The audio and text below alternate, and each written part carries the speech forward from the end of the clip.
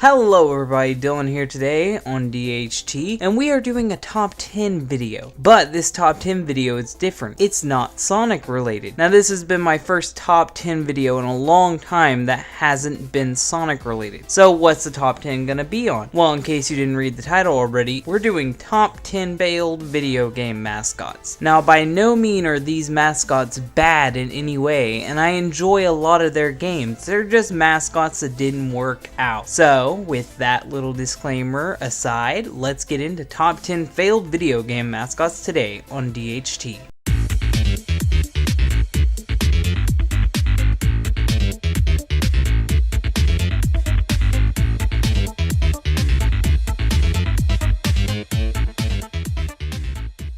Number 10, it's Crash Bandicoot. Now, Crash Bandicoot was roaring off to success in the early 2000s. Crash was everywhere. He was dominating. He was rivaling both Sonic and Mario in popularity. He was the icon of Sony. But after Naughty Dog left Crash just kind of fell into irrelevancy. Like, Activision tried to make some games, and Traveler's Tales tried to make some games, but none of them were as good as the originals. And we've heard that Sony's bought Crash and is going to make a new Crash game, but until Sony does make a Crash game, right now Crash is in the rights to be called one of the failed mascots, at least number 10. And number 9 is Alex Kidd, Sega's mascot before Sonic the Hedgehog. Alex Kidd was mainly for the Sega Master System, the precursor to the Genesis, and he had about 5 games, most being on the Master System and Game Gear, and one being on the Genesis. After his one appearance on the Genesis and the domination of Sonic the Hedgehog, Alex Kidd slowly faded away. He's been in the Sonic racing games and a few other Sega spin-offs, but he really hasn't had a main title in over 20 years, and I would really like to see Alex Kidd return. But till then, he's number 9 for failed mascots. And now for number 8, we have a more obscure character if you guys are younger to gaming. He was the mascot for the TurboGrafx 16, and that might be why you never heard of him, because this console was somewhat of a failure. He is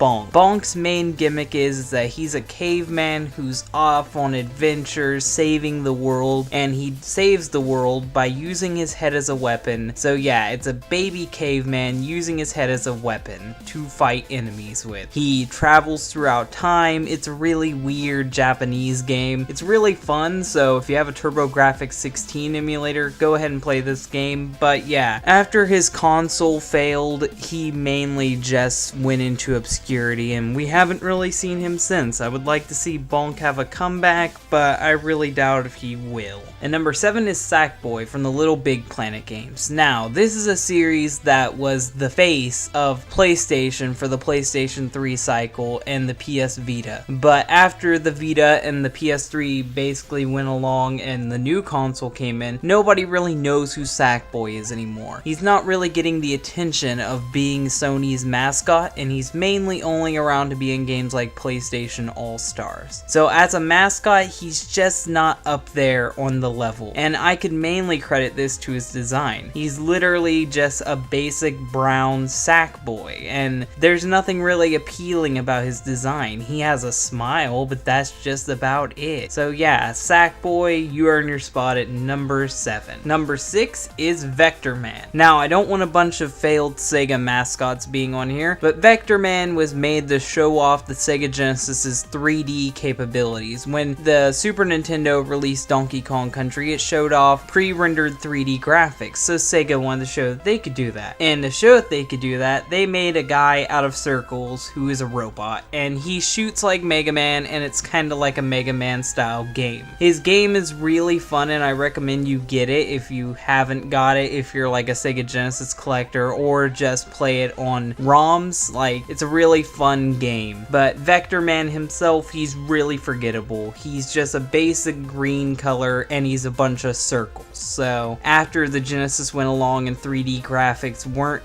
that impressive for just a man made of circles, he died out, and Sega mainly just focused on Sonic the Hedgehog. He he'll be the last Sega mascot on the list. Now, I'm not trying to be mean with the next one, but I dislike number 5, like really dislike him, and it's Gex. Gex is an annoying pop culture spewing lizard, but do you know what makes it worse? He's an early 2000s pop culture spewing lizard. This might be endearing for the early 2000s, but now since we're in the mid 2010s, I don't give a damn about anything he's saying, and when he makes an Austin Powers reference, it makes me cringe. He is literally the definition of a mascot that's trying to be cool and failing at it in every way. But his games are still good. If you can ignore his annoying personality, the game's stories are pretty crazy and pretty wild. Like, it's pretty insane. So yeah, I would say play these games, but I don't know if they've re-released them, and I really doubt if any of you guys want to go out searching for a 3DO. I think he might have had a game on the Xbox, but I don't know. But yeah, Gex, you were annoying, and I can understand why you are a failed mascot. And now number 4 is Croc. Croc is a game made by Argonaut, and he was meant to be a mascot, but not the mascot that you think he is. He was actually meant to be Yoshi, because this was pitched to be a Yoshi game on the Nintendo 64. But when Nintendo said no, Argonaut turned it into Croc and teamed up with Nintendo's enemy at the time, PlayStation, to make Croc. Now, Croc did moderately well, and if you're a PS1 collector, it's actually a really good game. But the thing is, the character Croc is really forgettable, just like the rest of these characters that I've mentioned. He's an anthropomorphic crocodile, that's all. He's happy, he's got cartoonish features, but there's nothing interesting about him. There's no interesting backstory to him. He's not even really going on this quest for anything really important. It's just the generic character storyline. So yeah, if you like a good 3D platformer, but with a generic story, go ahead and get Croc. But other than that, just let him stay dead with all the other video game mascots. Onward to number 3. Now number 3 is from a company you wouldn't expect to have a failed mascot. It's Xbox. Now, people wouldn't expect Microsoft to have a failed mascot at all because they have Master Chief as their mascot. There's a new Halo game for every Xbox console. But Microsoft actually wanted an animal character to compete with Crash Bandicoot and Sonic the Hedgehog. His name was Blinks the Cat. Now, Blinks the Cat was a time traveler who would go on saving the world. The gameplay is fun, but it's just not really memorable. Like, you're shooting this gun and it's just, no. Like, they tried to mix 3D platforming with first-person shooters and it didn't really work out. And he's trying to be edgy, but he's just an anthropomorphic cat and I really don't care about him. Like, he was trying to be edgy for the 2000s, so they gave him like a sweater, they gave him some sneakers, he's wearing shorts and goggles, and he just reeks of being a poochie. But unlike with Sonic the Hedgehog, it just didn't work with him. And for our last 2 mascots, you will notice that they are also what I consider to be poochies, which is a reference from The Simpsons, and it's just a mascot trying to be way too cool and pander to the kids, rather than just being his own thing. So let's move on to number 2. Number 2 is Bubsy Bobcat, made by Accolade. Now, Bubsy was trying to cash in on the popularity of Sonic the Hedgehog, and he thought that he could be a fast-paced platformer. Now, his first 2 games did alright, even though they are god-awful. Like, don't ever play these games. The backgrounds are atrocious, the speed momentum doesn't work right, and you only get 1 hit. Bubsy's main thing is that he can run fast and glide. I don't know why gliding, but he can. But unlike with a lot of these mascots who were accidentally annoying, Bubsy was annoying on purpose. That's actually his whole personality. He spits out annoying catchphrases like what could possibly go wrong. He's always cracking stupid cat puns. Like, that's possibly the worst thing about him, is all the cat puns. And he tries to break the 4th wall, but he breaks the 4th wall in such a sad way that it's just more pathetic than endearing. So yeah, when Bubsy tried to jump into 3D though, it was the epic fail, the final nail in the coffin for his franchise. He just died out after that, possibly because the company who was making him went broke,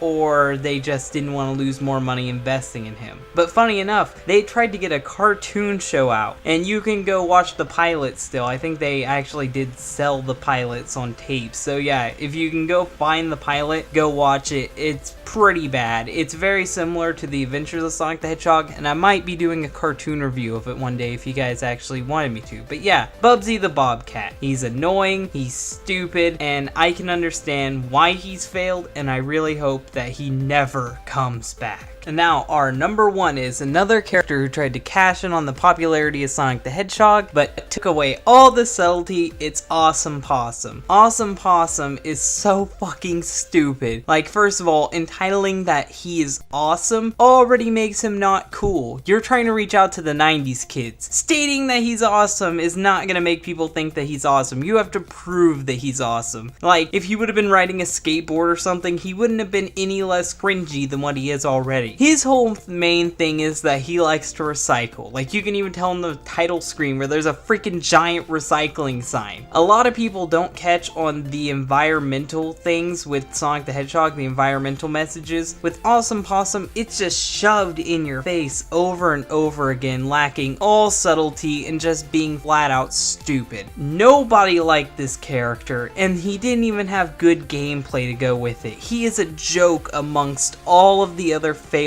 mascots. So congratulations, Awesome Possum. Your game sucked, you suck, and now you are my number one failed video game mascot. Congratulations. And that was my top 10 failed video game mascots. Now I'm gonna do something I haven't done in a while. It's an in-slate. I just hit 1,025 subscribers on YouTube, and you guys were so nice on the Q&A. I can't wait to do another Q&A. But what I'm promoting today is my Twitter. Now, I have my Twitter linked to my YouTube, and the main thing that I want people to do is, if you want to, you can follow me, and in case you see right there, that border, I'm going to be displaying artwork. So if you have fan art, you can send it in, and it'll get in the page. I'll have your name listed, and everyone can see your artwork. So if you have artwork that you want to give to the page, send that to my Twitter, and if you want to follow me on Twitter, you'll get all the news updates for the page. I'm so excited that you guys showed so much support on my newest video, and yeah, so this has been Dylan from GHT Games, Comics, Theories, and more. If you liked this video, you can like it. If you really liked it, you can subscribe. If you subscribe, then that means that you'll be around to see when my next videos come out. And yeah, thank you guys. Bye.